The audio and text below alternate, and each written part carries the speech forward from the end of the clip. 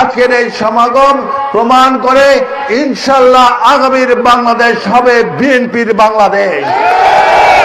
আগামীর বাংলাদেশ হবে এদেশের জনগণের বাংলাদেশ, যে বাংলাদেশে মানুষের অধিকার থাকবে কথা বলার, যে বাংলাদেশে মানুষের অধিকার থাকবে রাজনীতি করার, যে বাংলাদেশ আমরা সবাই মিলে গড়ব, সেই বাংলাদেশ যেখানে মানবতা থাকবে, যেখানে গণতন্ত্র থাকবে, যেখানে আইনের শাসন থাকবে, সেই বাংলাদেশ আমরা গড়ব। গত জুলাই আগস্টে আমাদের এদেশের ছাত্র জনতা যে বাংলাদেশ গড়ার জন্য জীবন দিয়েছে, রক্ত দিয়েছে, সেই বৈষম্যবিহীন বাংলাদেশ গড়তে চাই, সেই গণতান্ত্রিক বাংলাদেশ গড়তে চাই। জাতীয়তাবাদী দল এই আশায়, এই আকাঙ্ক্ষা নিয়ে আজকে আপনাদের মাঝে এসেছি। আপনারা জানেন দীর্ঘদিন থেকে আমরা রাষ্ট্র ক্ষমতার বাইরে, গত 15-16 বছর থেকে বিএনপি রাজপথে আন্দোলনরত ছিল, আর এই আন্দোলনের নেতৃত্ব দিয়েছে আমাদের দলের প্রধান চেয়ারপারসন দেশনেত্রী বেগম খালেদা জিয়া, যিনি গত 30শে মে ইন্তেকাল করেছে, 30শে ডিসেম্বর ইন্তেকাল করে আমাদের ছেড়ে চলে গিয়েছে। বেগম খালেদা জিয়া দীর্ঘদিন থেকে অত্যাচারিত হয়েছে, নিপীড়িত হয়েছে, নির্যাতিত হয়েছে। উনি চিকিৎসার সুযোগ পর্যন্ত পায়নি। একটা মিথ্যা মামলায় ওনাকে 10 বছর কারাদণ্ড দেওয়া হয়েছিল। অভিযোগ ছিল যে উনি নাকি এতিমের 2 কোটি টাকা আত্মসাৎ করেছে। কিন্তু আমরা পরবর্তীতে কি দেখলাম, বর্তমান যে অন্তর্বর্তীকালীন সরকার রয়েছে, সেই সরকারের আইন উপদেষ্টা কয়েকদিন আগে টেলিভিশনে সাক্ষাৎকার দিয়ে বলেছে যে ওই টাকা এখন 6 কোটি টাকা হয়ে অন্য অ্যাকাউন্টে আছে। মাঝখানে বেগম জিয়া এই বৃদ্ধ বয়সে 6.5 বছর জেলে ছিলেন। যে অন্ধকার প্রকোষ্ঠে ওনাকে রাখা হয়েছিল, যে জেলখানায় রাখা হয়েছিল, সেই জেলখানাটা ছিল ঢাকা কেন্দ্রীয় কারাগার, যেটা ইতিমধ্যেই পরিত্যক্ত ঘোষণা করা হয়েছিল। 120 বিঘা জমির উপরে নির্মিত একটা পরিত্যক্ত কারাগারে বেগম খালেদা যে একমাত্র কয়েদি ছিল। এত অত্যাচার, অনাচার, নিপীড়নের পরেও 5ই আগস্টের পরে উনি যখন এভারকেয়ার হাসপাতালের বেডে শুয়ে জাতির উদ্দেশ্যে বক্তব্য রাখেন, একটি বারের জন্য তৎকালীন সরকার বা সরকার প্রধানের বিরুদ্ধে কোনো কথা উচ্চারণ করেনি। আমাদের নেতা, বর্তমান চেয়ারম্যান বাংলাদেশ জাতীয়তাবাদী দলের জনাব তারেক রহমান 17-18 বছর পরে দেশে ফিরে যে বক্তব্য দিয়েছে, তার সম্বর্ধনা সভায়, সেখানে আমরা লক্ষ্য করেছি উনি একটি বারের জন্য তৎকালীন সরকার বা সরকার প্রধান বা কারো বিরুদ্ধে কোনো অভিযোগ করেছে। উনি বলেছে ওনার একটি প্ল্যান আছে, আগামীর বাংলাদেশ কিভাবে গড়বে সে নিয়ে ওনার একটি পরিকল্পনা আছে। আমরা আস্থা রাখতে চাই, আমরা বিশ্বাস রাখতে চাই তার উপরে।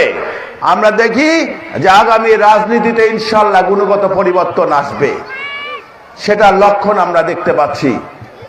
দল মত নির্বিশেষে আমরা একটা দেশের মানুষ, আমাদেরকে ঐক্যবদ্ধভাবে এই দেশকে আগে সামনের দিকে নিয়ে যেতে হবে, উন্নয়নের দিকে নিয়ে যেতে হবে, আধুনিকতার দিকে নিয়ে যেতে হবে।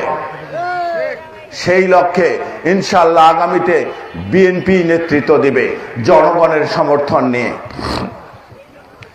আমরা দীর্ঘদিন থেকে ভোটাধিকার বঞ্চিত ছিলাম। 18 সালে একটা নির্বাচনে আমি ধানের শীষের প্রতীক নিয়ে নির্বাচন করেছি। আমি আপনাদের সামনে আসতে পারিনি, একটা নির্বাচনী জনসভাও করতে পারিনি, ভয় ভীতি আশঙ্কার মধ্যে নির্বাচন করতে হয়েছে। আমরা ভোটাধিকারের জন্য আন্দোলন করেছি, আমরা গণতন্ত্রের জন্য আন্দোলন করেছি। সেই আন্দোলনে আমরা আমাদের অনেক সহযোদ্ধাকে হারিয়েছি, অনেকে গুম হয়েছে, অনেকে খুন হয়েছে। তারপর দীর্ঘদিনের প্রতীক্ষিত নির্বাচন আগামী ফেব্রুয়ারিতে হচ্ছে। এই নির্বাচনটা অত্যন্ত গুরুত্বপূর্ণ একটা নির্বাচন হতে যাচ্ছে। আপনারা নির্ভয়ে যাবেন এবং আমি বিশ্বাস করি আপনারা নির্ভয়ে ভোট দিবেন এবং যোগ্য প্রার্থীকে ভোট দিবেন, কারণ এই নির্বাচনের মাধ্যমে নির্ধারিত হবে আগামীর বাংলাদেশ কোন পথে যাবে।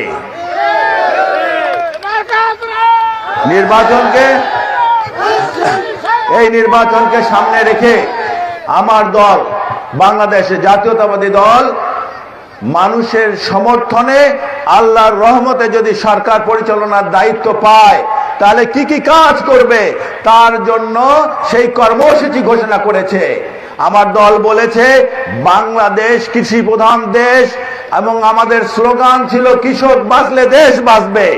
সেই উদ্দেশ্যে কৃষকদের কল্যাণে আমাদের দলের প্রতিষ্ঠাতা শহীদ রাষ্ট্রপতি জিয়াউর রহমান খালকাটা কর্মসূচি থেকে শুরু করে আধুনিক পদ্ধতিতে কৃষি চাষ করার জন্য উনি বাংলাদেশকে এগিয়ে নিয়ে গিয়েছে এবং বাংলাদেশে সেই সময় খাদ্যের স্বয়ংসম্পূর্ণতা অর্জন করেছে।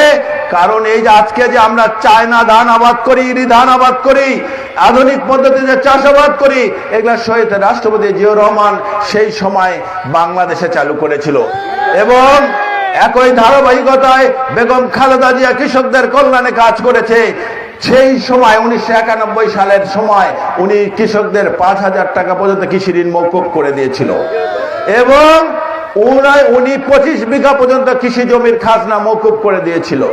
আমাদের নেতা তারেক রহমান ঘোষণা করেছে বিএনপি রাষ্ট্র পরিচালনার দায়িত্ব পেলে উনি কৃষকদের জন্য স্বল্প সুদে ঋণের ব্যবস্থা করবেন এবং সেই লক্ষ্যে কৃষকদেরকে একটি করে কৃষি কার্ড উপহার দিবেন, যেখানে কৃষকদের যাবতীয় তথ্য থাকবে, কৃষকের নাম থাকবে, ঠিকানা থাকবে, তার কতটুকু জমি আছে এবং সে কি পরিমাণ ফসল উৎপাদন করতে পারে এবং সে এই ফসল উৎপাদন করতে তার কতটুকু খরচ হয় সেই সম্পর্কে যাবতীয় তথ্য থাকবে।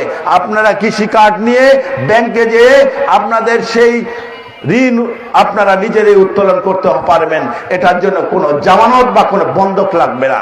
সঠিক সময়ে আপনারা যারা জানো ক্ষতিগ্রস্ত না হন, এই যে আমাদের দেশে ভুট্টা আবাদ হয়, এই ভুট্টা আবাদ করতে গেলে আপনাদের মূলধন প্রয়োজন হয়। আপনারা এক বস্তা সার 1,000 টাকা সার যদি এখন বাকি নেন, আপনারা ভুট্টা তুলে সেটা 1,500 পরিশোধ করতে হয়, মাঝে 500 টাকা আপনাদের অতিরিক্ত লাগে। এই কারণে এই স্বল্পকালীন ঋণের ব্যবস্থা বিএনপি করতে চায়। আপনারা এই ঋণ নেবেন এবং ঋণ ব্যবহার করে সঠিক সময়ে পরিশোধ করে দিবেন, মাত্র 2% ইন্টারেস্ট হবে। 1 লক্ষ টাকা যদি 1 বছর ব্যবহার করেন মাত্র 2,000 টাকা দিতে হবে। কিন্তু 1 বস্তা সার নিয়ে 4-5 বছর পরে আপনি সেই সারের দাম পরিশোধ করলে আপনার মাঝখানে 500 টাকা নাই। এই কারণে বিএনপি আরেকটি নতুন ধারণা চালু করতে চায়, সেটা হলো আপনাদের জন্য কৃষি বীমা পদ্ধতি চালু করতে চায়।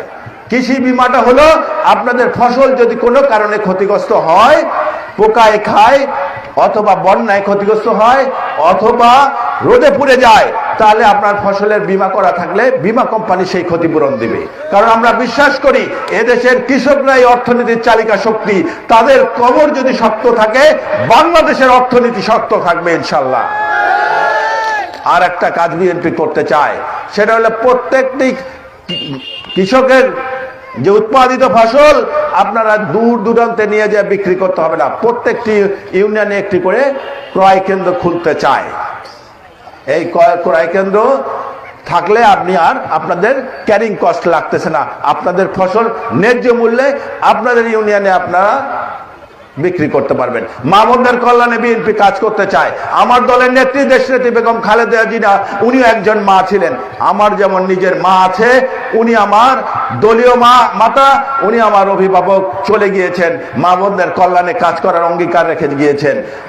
আপনারা হয়তো মনে করবেন এই যে বাংলাদেশের যে নারী ও শিশু মন্ত্রণালয়, সেটা বেগম খালেদা জিয়া প্রথম খুলেছিল নারী এবং মা বোনদের কল্যাণের জন্য, তাদের কথা চিন্তা করে। আজকে ডিগ্রি পর্যন্ত পড়তে গেলে কোনো বেতন লাগে না, এটাও বেগম খালেদা জিয়ার অবদান।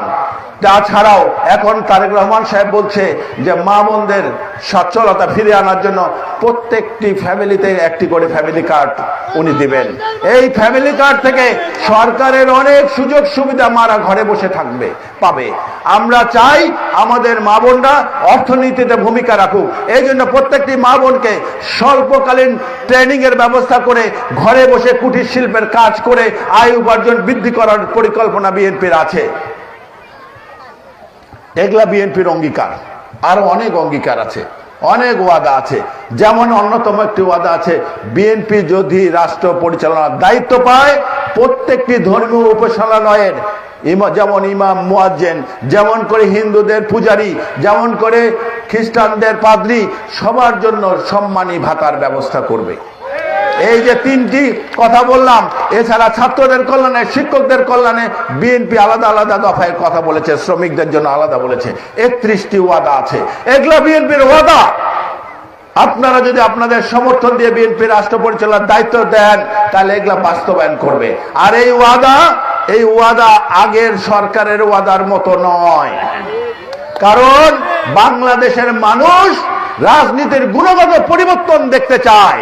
আজকে আমি মিথ্যা প্রতিশ্রুতি দিয়ে যাব আপনাদের সামনে, ভবিষ্যতে নির্বাচিত হলে আর আপনাদের কাছে আসলাম না, সেই ব্যবস্থা আর হবে না।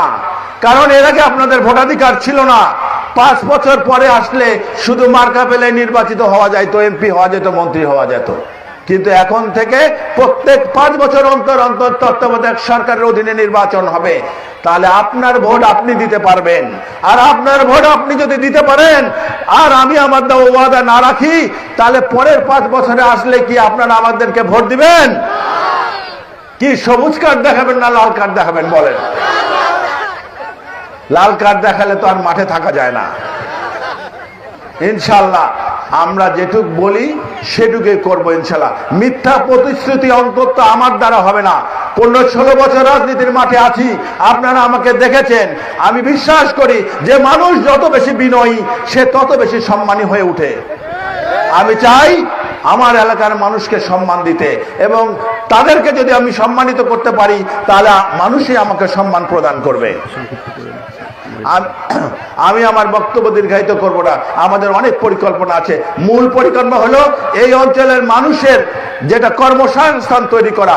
ইতিমধ্যে আমরা তিস্তা নিয়ে আন্দোলন করেছি, তিস্তার চরে রাত্রি যাপন করেছি, তিস্তা নিয়ে আমরা মশাল মিছিল করেছি, আমরা হাতীবান্ধার সর্ববৃহৎ মিছিল করেছি, এবং বর্তমান সরকার এই তিস্তা মহাপরিকল্পনা বাস্তবায়নের অঙ্গীকার করেছে। আমাদের দলের প্রধান তারেক রহমান সাহেব অঙ্গীকার করেছে, যদি বিএনপি রাষ্ট্র পরিচালনার দায়িত্ব পায়, তাহলে তিস্তা মহাপরিকল্পনা বাস্তবায়ন করবে। আর এটা বাস্তবায়িত হলে 5 লক্ষ লোকের কর্মসংস্থান হবে। আর এই 5 লক্ষ লোকের কর্মসংস্থান যদি আমাদের এলাকায় হয়, তাহলে কি আমাদের ছেলে পেলের কর্মসংস্থান হবে না? আপনারা বিশ্বাস করেন তো? ইনশাল্লাহ আমরা মাদক মুক্ত সমাজ করতে চাই, আমরা কৃষকদের অর্থনৈতিক উন্নয়ন করতে চাই, আমরা যুবকদেরকে মাদক থেকে দূরে নিয়ে আসে ক্রিয়ামোদী করতে চাই, এবং তারা যেন পড়াশোনায় মনোনিবেশ করতে চায় পারে, সেই ব্যবস্থা করতে চাই। আমরা আমাদের এখানকার শিক্ষা ব্যবস্থার আমূল পরিবর্তন করতে চাই। আমরা এছাড়াও আমাদের অনেক পরিকল্পনা ছিল, সময়ের অভাবে আমরা বলতে পারলাম না। শুধু লাস্ট সবার শেষে একটি কথা বলি, নির্ভয়ে ভোট দিতে যাবেন। যে আদর্শে বিশ্বাসী হন না কেন, আমরা আপনাদের জন্য পরিবেশ যত ঠিক থাকে, সেজন্য আমরা ওখানে অত্যন্ত প্রহরীর মতো থাকবো ইনশাল্লাহ। আমাদের দলের লোক প্রহরীর ভূমিকায় থাকবে। আমরা অনেকে হয়তো অনেককে ভয় দেখাচ্ছেন যে আপনারা অমুক সরকারের অমুক সময় অমুক ছিলেন, অমুক দলের আপনারা অমুক সদস্য ছিলেন, আপনারা আসবেন না। ভোট এদেশের মানুষের গণতান্ত্রিক অধিকার, ভোট এদেশের মানুষের সাংবিধানিক অধিকার। অতএব যে আদর্শে বিশ্বাসী হোক, যে রাজনীতি করুক না কেন, ভোট সুষ্ঠু হবে, সেই ভোট দেওয়ার অধিকার সকল দলের সকল মতের মানুষের আছে। আমি এই কথা রেখে গেলাম। যদি আপনারা ভোট দিতে আসেন, সুষ্ঠুভাবে ভোট দিয়ে যাবেন। অনেক রকম প্রচারণা হবে, আপনাদেরকে বিভিন্নভাবে কনভিন্স করার সুযোগ নিবে, আপনারা কারো দ্বারা প্রতারিত হবেন না। এবারের ভোট অত্যন্ত গুরুত্বপূর্ণ ভোট। আমি আপনাদেরকে কথা দিতে চাই, ফকিরপাড়া ইউনিয়নবাসীদেরকে কথা দিতে চাই, আমি 100% সততার সঙ্গে আপনাদের দেওয়া দায়িত্ব পালন করব ইনশাল্লাহ। আর একটা কথা বলি, ইনশাল্লাহ আপনারা যদি আমাকে সমর্থন দেন, আমি কখনো দুর্নীতি আমার কাছে আসতে পারবে না ইনশাল্লাহ। সবাই ভালো থাকবেন, সুস্থ থাকবেন। খোদা হাফেজ। বাংলাদেশ জিন্দাবাদ। বাংলাদেশ জাতীয়তাবাদী দল বিএনপি জিন্দাবাদ। খালেদা জিয়া জিন্দাবাদ। আগামীর বাংলাদেশ হবে ধানের শীষের বাংলাদেশ। 12 তারিখে হবে ধানের শীষের বাংলাদেশ। ধানের শীষকে বিজয় করে ইনশাল্লাহ ঘরে ফিরবো। খোদা হাফেজ। মার্কাটা কি বলেন? আরো জোরে বলেন। মা বোনদের জন্য, ভাই বোনদের জন্য। খোদা হাফেজ।